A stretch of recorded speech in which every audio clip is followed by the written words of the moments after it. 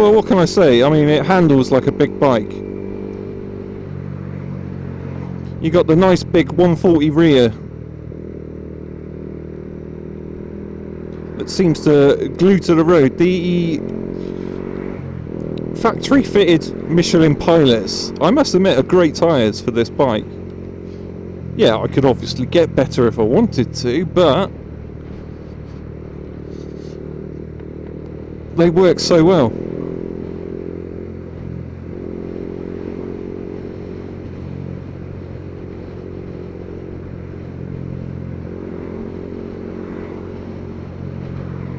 I think when it comes to replacing them, you're looking at about £120 for the pair, I think.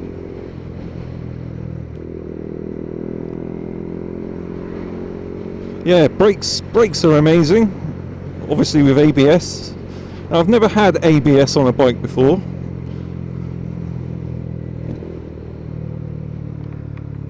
But yeah, I really like that. Oh, look at him with his fucking ladders sticking out.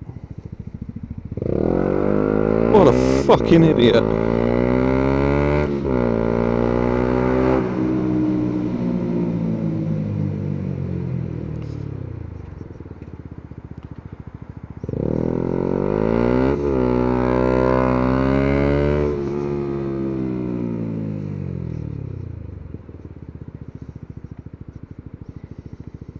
Mr. Ladderman, where's he fucking gone?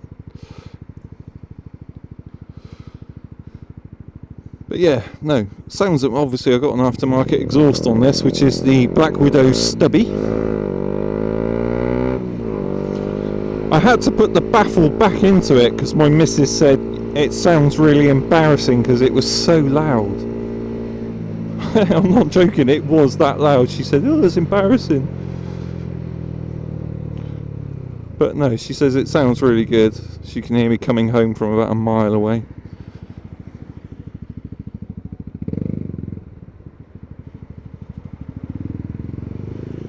God, I love filtering. Filtering on this bike is a little bit more difficult than previous bikes I've owned because the bars are so wide. I don't know why they've got the bars so wide on this. It doesn't make it look shit. But, you know, just 10 centimetre off would be good.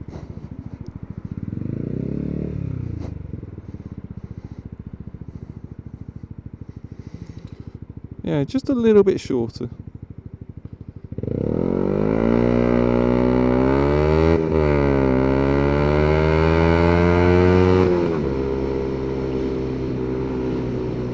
And it's got such amazing torque, this bike, that pulling away from traffic, you know, I can get to the front of a queue, pull away from pretty much most cars and get some distance between myself and them.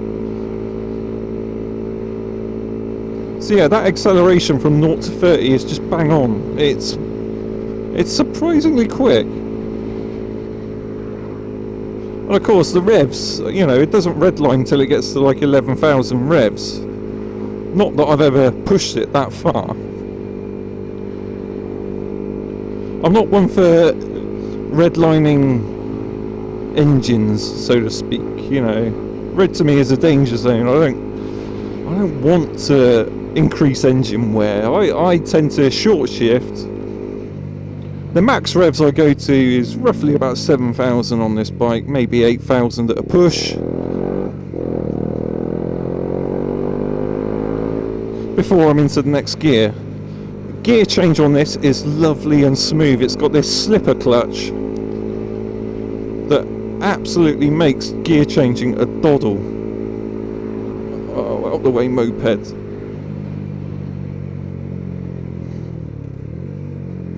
Oh, what's this prick doing? Thank you, sir. Don't know why I called him a prick. He's probably a really nice guy. And look at that idiot, just fucking parking over there like a twat.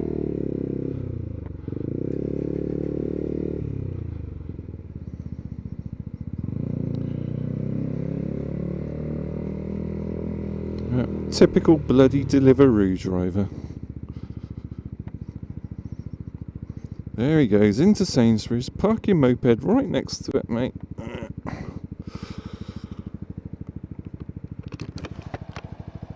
But yeah, this bike, it is. But yeah, this bike is so much fun.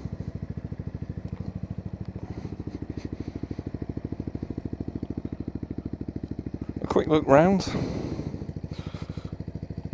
So I've got a chain oiler that I fitted. It's a Tootaroo chain oiler which works on the suspension bouncing up and down, which releases drops every time obviously the suspension moves. It's a lot easier to fit than a Scott oiler where you end up having to drill holes everywhere, etc. You know, I've had them before. Yeah, Scott oilers are good, but yeah, it really is a ball ache to fit into the inlet manifold. But if you're willing to take the time, then yeah, they are good.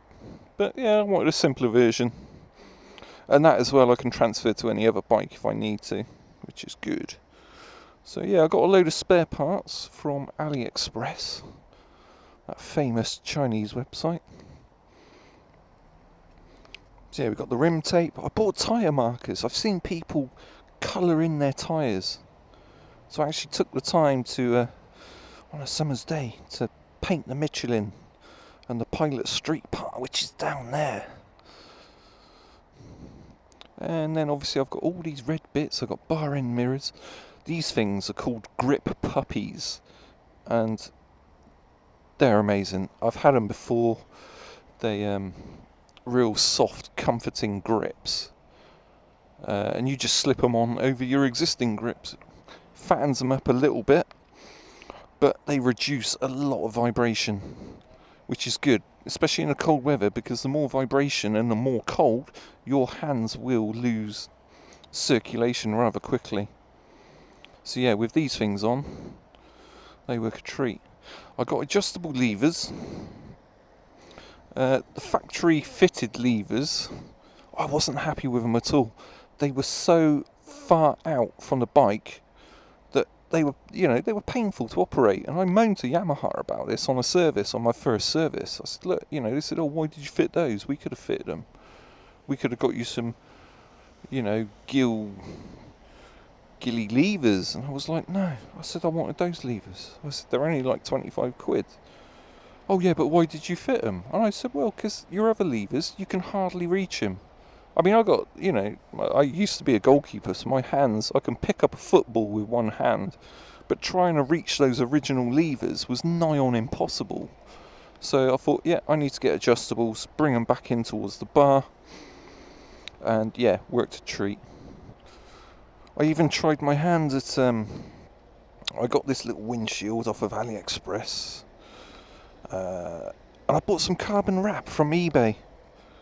So I've carbon wrapped some of the face there, the cowling.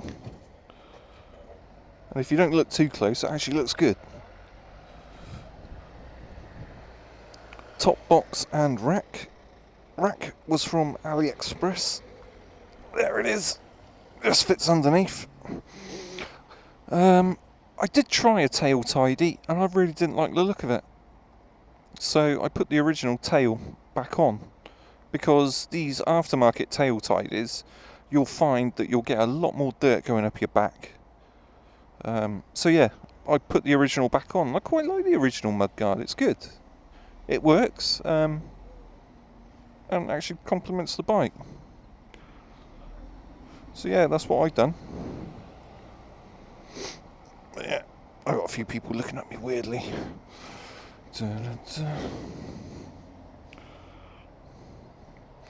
A vital bit of kit, I will say, is this.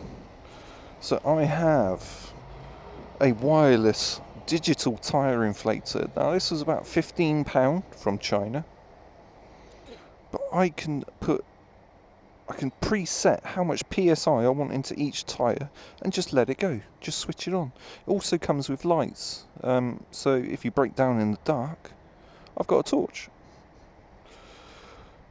Also, it will do like three tyres, it will blow up from flat. So if I was to get a flat, I've got that. I also carry with me my puncture repair kit. So I've got my bacon strips, I've got my reamer, I've got all the bits that you need to repair a puncture. Because there's nothing worse, believe me, I've been in that situation of waiting for the breakdown service to come out to fix a puncture, and then they come out and go, oh no, I can't fix that. Well, oh, well, I can't take your bike, I'll have to get someone else to come out. I've literally been stood there for 4 hours once. 2 hours, guy come out, he put a load of that pathetic green slime into the tyre, which didn't work. The puncture was too big for slime. I told him this, but he didn't listen, and he just pumped it full of green slime, span the wheel. The whole back end of my bike was then covered in this slime where it was spewing out from the puncture, much to my annoyance. And then he said, oh no, it doesn't look like it's going to fix it. I said, I told you, mate, I told you. I said, haven't you got any plugs? He said, oh, we can't plug punctures anymore, we're not allowed to. And I was like, oh, this is ridiculous. And then he said, I can't take you home either because I haven't got the right trailer. So I had to wait another 2 hours. So 4 hours in total I had to wait to literally go about 3 miles. And yeah, at that point I just thought, you know what, I'm going to do my own tyre repairs from now on. It's not hard, there's loads of YouTube videos on it. The best ones to use are the bacon strips. Don't think that the mushroom plugs are better. These are pretty much what you need.